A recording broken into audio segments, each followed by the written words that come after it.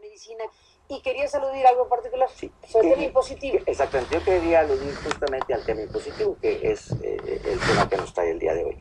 En este libro se dedica un capítulo completo al tema impositivo, y voy a hablar de 2 o 3 menciones y las voy a leer textualmente, y dice: concluimos que a pesar de que se ha recomendado ampliamente el uso de políticas fiscales a la demanda, su potencial se centra en la capacidad recaudatoria, al no haber evidencia suficiente para avalar los efectos en la nutrición y la salud.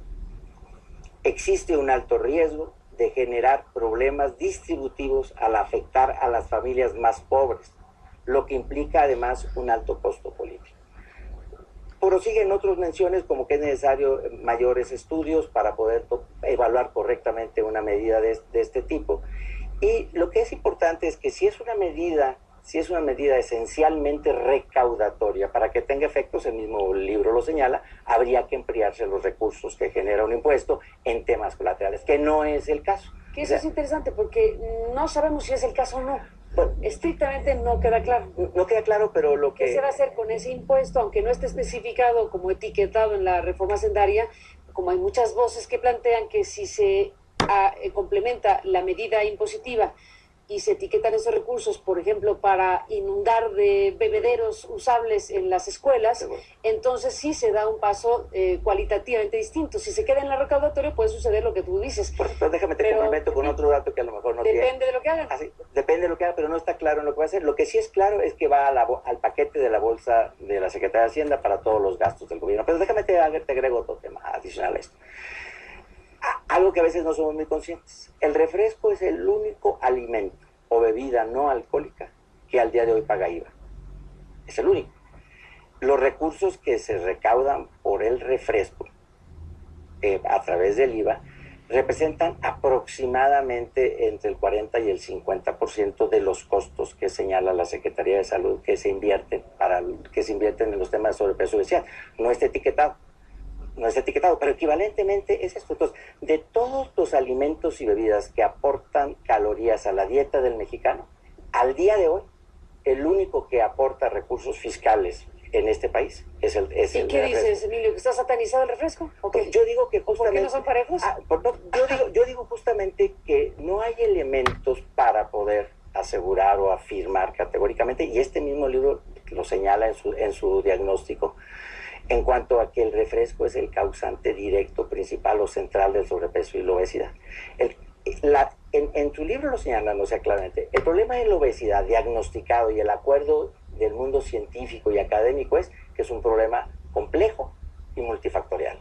Entonces, si es multifactorial, no es un solo factor el que lo determina. Eso es un conjunto de factores y peor, más interrelacionados entre todos ellos. Entonces, pero por alguno habríamos de empezar, dirán algunos. Pudieron decir algunos, por alguno habríamos de empezar. Te digo, el refresco representa en el caso de México tan solo el 5.5% de la ingesta calórica de los mexicanos. Hay 94.5 más de productos, alimentos o bebidas que aportan calorías a la dieta del mexicano. Hablando de lo que el doctor Rivera, y tratando de recuperar parte de lo que aquí se expuso por parte de este científico sobre las calorías, él decía, bueno, se dice que no son tantas calorías las que proporciona un refresco en lo que consume una persona, pero decía que no se comportan igual las calorías en líquido que las calorías en sólido, y hacía una explicación, permíteme que no la repita porque sería incapaz de hacerlo, pero sí recuerdo que hablaba de comportamientos distintos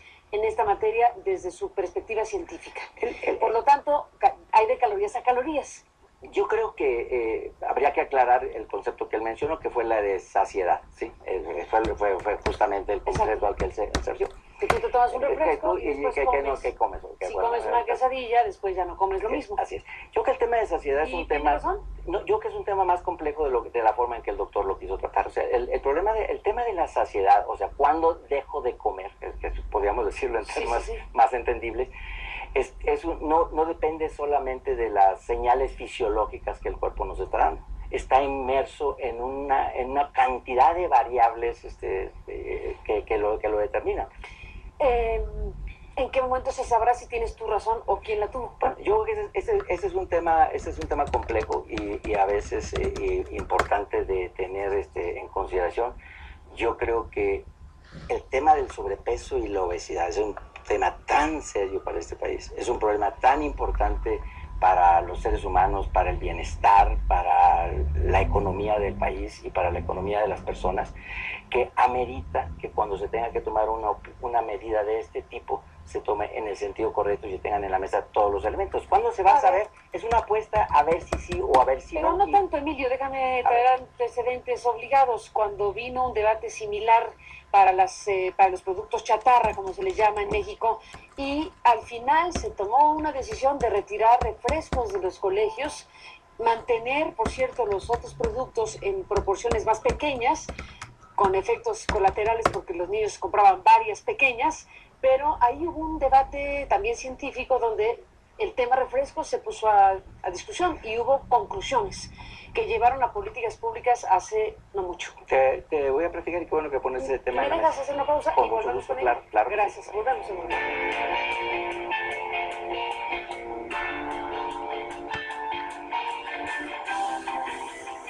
Bueno, entramos, Emilio Herrera, en la parte final del programa. Falta tiempo y este es un debate abierto en México y en muchas partes del mundo, el asunto de los refrescos, de las medidas que se tienen que tomar para enfrentar la obesidad y de todo esto que está abierto. En la parte anterior, Emilio, nos quedamos en la referencia que te hacía yo sobre ya discusiones previas en donde el refresco, la comida chatarra fue motivo de debate y de discusión y se tomaron medidas públicas hace no mucho en México para retirar los refrescos de los colegios.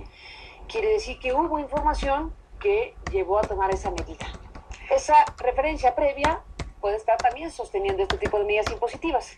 Yo te informaría al respecto de esa circunstancia que la industria refresquera mexicana, en su conjunto, antes de que se llegara a esta conclusión, decidió en forma voluntaria retirar su oferta de bebidas calóricas de las escuelas. ¿Por qué, Emilio? Bueno, primero porque creemos que la medida no tiene ningún impacto, como creo que no se ha demostrado hasta este momento, después de 4 años, creo que ya tiene tomada la medida, que la industria refresquera, en su afán de colaborar en este tema, decidió retirar de las escuelas de educación básica sus productos calóricos, básicamente. Su oferta está centrada en el agua y en las escuelas secundarias en porciones pequeñas, en bebidas sin calorías. Entonces, ese es un tema en relación a esto.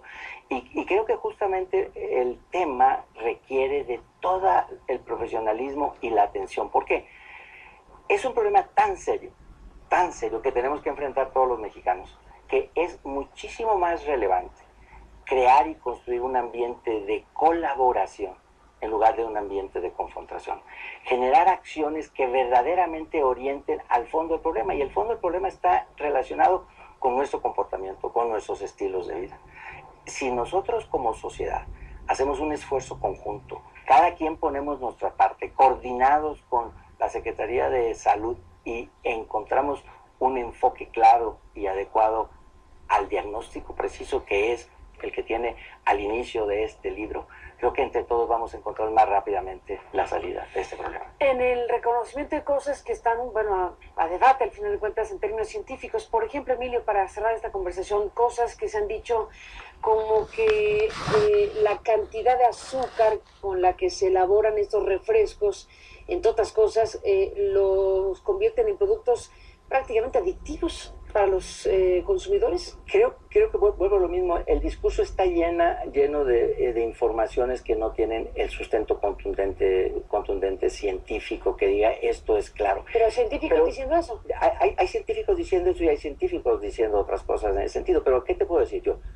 Todos los productos que usan azúcar en el mundo, en las proporciones que la usan, están siendo autorizados por las autoridades de salud de los diferentes países en el mundo.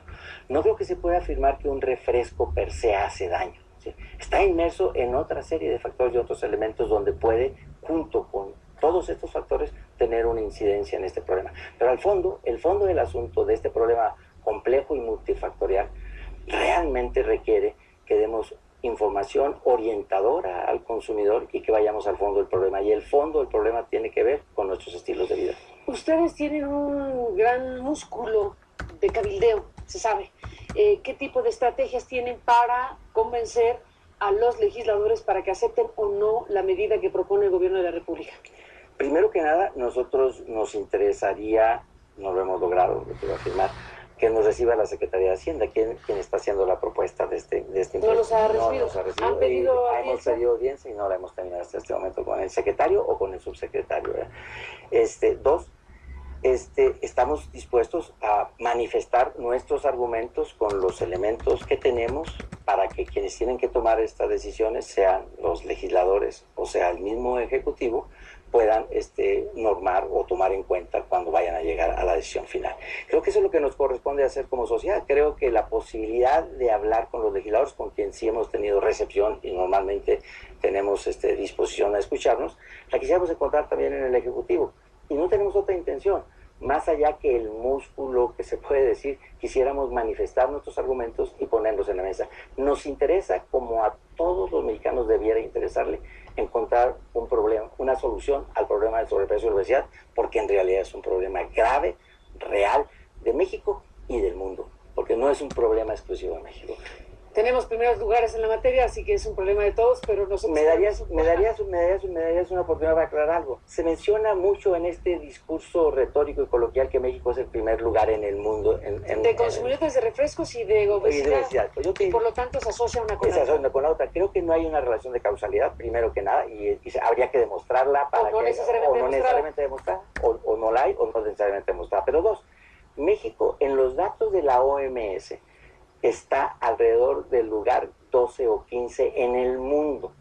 Se señala el caso de los datos de la OMC, o sea, pero no de la OMS. Entonces, cuando se habla del mundo y se repite constantemente, no es una mención verdaderamente fundamental. Te podría yo mostrar aquí los datos, dejarte los datos de la estadística de la Organización Mundial de la Salud, y el lugar que ocupa México está alrededor de los 12, 15. Si consultas a la otra organización te dice otra cosa. Pero son otros países, o sea, no son todos los países del mundo. Entonces, cuando se habla de que es el primer lugar del mundo, tendría que ser del mundo. Cuando se habla de un grupo específico de países, es de ese grupo específico de países. Entonces, a mí me preocupa enormemente que la retórica gane a un tema tan serio como es el desprecio de la obesidad. Pues está abierto el debate, Emilio Herrera Arce, desde luego. Veremos cómo se procesa legislativamente esta discusión. Es uno de los varios elementos que están en una reforma hacendaria, pero que a ustedes les afecta, que ha habido posturas a favor y en contra del asunto, muchos desplegados en la prensa, por cierto. Y bueno, pues estamos en ello para seguir de cerca lo que se diga sobre un tema trascendente como el de la obesidad, el sobrepeso y estas medidas que se están impulsando desde el gobierno federal. Gracias, Emilio, por estar aquí y estamos en contacto. Carmen, muchísimas gracias por la oportunidad de manifestar nuestros Al contrario, gracias a ti por estar aquí en este programa y hasta la próxima. Y a usted, que nos permite acompañarle, pásela bien y hasta mañana.